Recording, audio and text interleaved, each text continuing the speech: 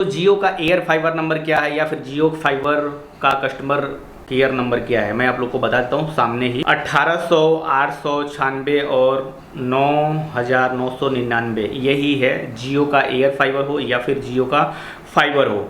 बात ये आती है कि भाई इससे आप लोग कैसे ट्रीट करोगे, ये सबसे ज़्यादा इम्पोर्टेंट है। ठीक है, नंबर से कुछ नहीं होता। अगर आपने नंबर जियो का कस्टमर केयर का कहीं से निकाल भी लिया हो तो भी वो सही से लगेगा ही नहीं।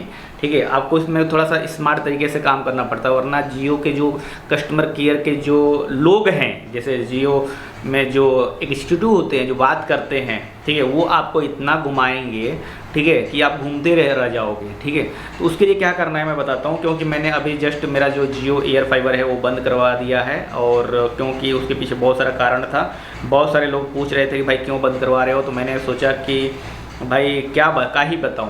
अब देखो, मान लो कि आप महीने का, मैंने सबसे सस्ता प्लान था 30 Mbps वाला 8400 रुपये एक साल का होता है, जिसमें कि जियो के सेटअप बॉक्स होते हैं जिसमें सारे टीवी चैनल्स वगैरह, जियो टीवी, जियो सिनेमा वगैरह चलता है।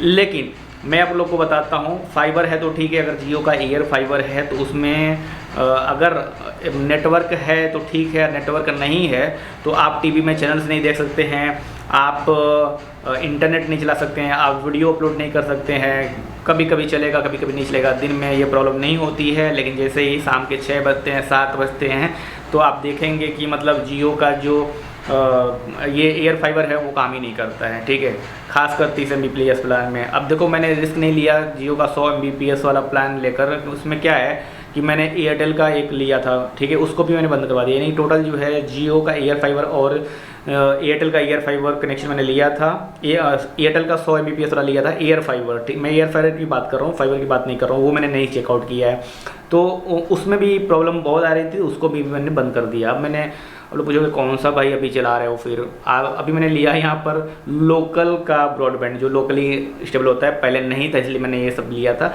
अभी मुझे केबल वाला वाईफाई ब्रॉडबैंड कनेक्शन मिल गया है, तो मैंने इन सबको बोल दिया टाटा बाय बाय।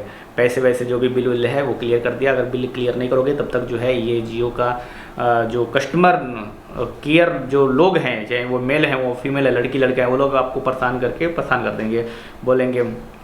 अच्छा, आप करोगे क्या? जैसे मान लो कि अगर आपको बंद करवाना है तो इसमें जो है, जैसे हम नंबर डायल करोगे तो पहले बोलेंगे भाई क्या प्रॉब्लम आ रही है, आपको कुछ प्रॉब्लम आ रही है, बोल देना कि मैडम जी हमें कोई भी प्रॉब्लम नहीं है, बहुत अच्छा चल रहा था, लेकिन मेरे पास जो है ना, पहले से मैंने एक क्वेश्चन वाईफाई ले चुका था, कुछ भी बता देना, एयरटेल का या फिर JTPL का कुछ भी, तो मैंने ये चेकआउट करने के लिए लिया था। अभी मेरे पास पहले से ही एक वाईफाई है, तो अभी मुझे इसका नो यूसेज है, कोई भी यूज नहीं है, इसलिए जो है बंद करना चाहते हैं। बाकी कोई दिक्कत नहीं। ये मत बोल देना कि भाई जियो का इंटरनेट का स्पीड नहीं आ रहा है, या फिर जो है क्या कहते हैं नेट नहीं चल रहा है। ऐसा अगर करोगे तो वो लोग बंद नहीं करेंगे, वो आकर जो है टेक्नीशियन को भेज देंगे। जियो के जो टेक्नीशियन है वो आएगा, देख के जाएगा, सब कुछ सेट करेगा, अगले दिन फिर हो जाएगा। एक्चुअली हो बात क्या है ना कि उसमें जियो का जो राउटर लगा हुआ है बाहर या फिर एयरटेल का, तो वो आउटडेटेड हो जाता है, बहुत ज़्यादा वो चलता नहीं है। ठीक है, जो भी प्रॉब्लम है मुझे वो पता नहीं अंदर की बात क्या है, वॉट, लेकिन वो चल नहीं रहा है, सीधी सी बात है। इसके पहले भी मैंने बुकिंग किया था, टेक्नीशियन आया था एंड वो सेटअप करके गया था। ठीक है, सेट किया, अगले 2-4 दिन के बाद फिर से ऐसा हो गया। तो ये क्यों हो रहा है भाई? अब ये भाई मुकेश अंबानी जाने कि मुझे तो पता नहीं है, मेरा डिवाइस है नहीं।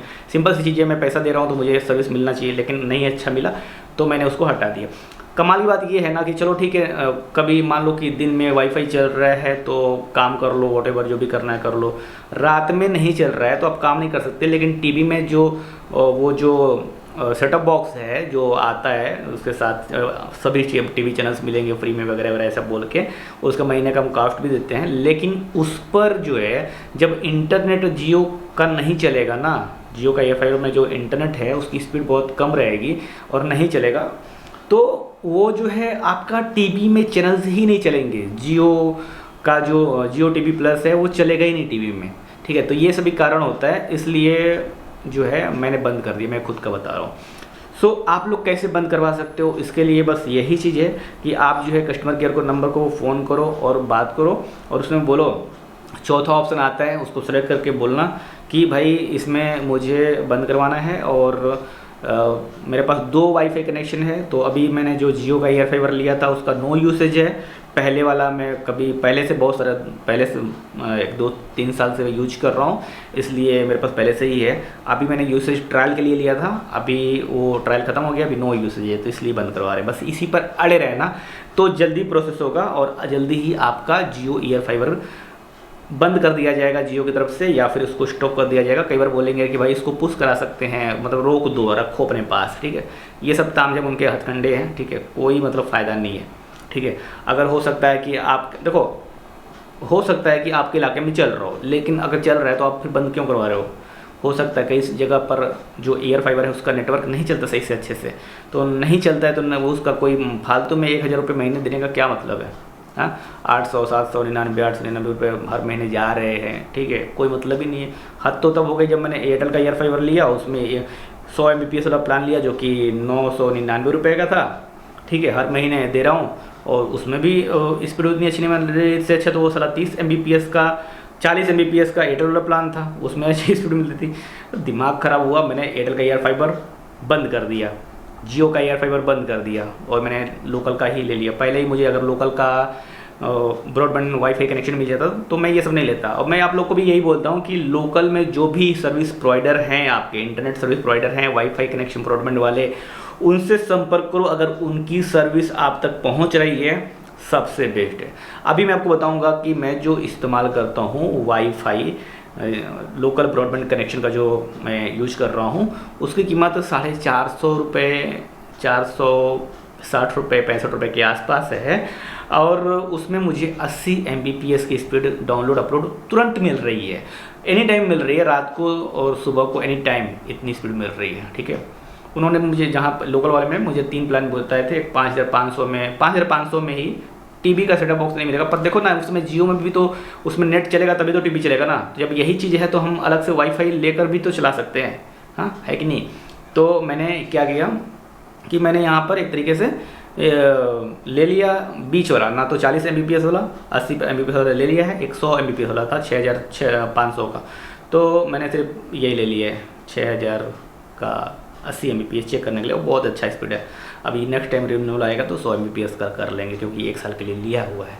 तो मैं इसलिए आप लोग को बोलता हूँ कि अगर जो है आप वाईफाई कनेक्शन खरीदना चाहते हो, लेना चाहते हो, मेरा कुछ भी नहीं है और ना मैं बोलता हूँ मेरा ही ले लो अच्छे से, तो आप हमेशा जो लोकल के आपके तालुका डिस्ट्रिक्ट का जो लोकल में जो प्रोवाइड करते हैं ना, वो बहुत ही बढ़िया सर्विस देते हैं और सस्ते दामों पे देते हैं, वो लेने की कोशिश करो।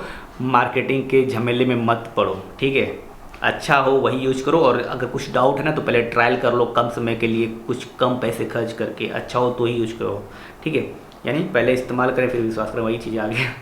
चलो मिलते हैं किसी नेक्स्ट वीडियो में। एंड कुछ पूछना चाहो तो नीचे कमेंट करके पूछ लेना। एंड इस तरह के वीडियो के लिए आगे राम जी टेक चैनल को जरूर सब्सक्राइब कर लेना।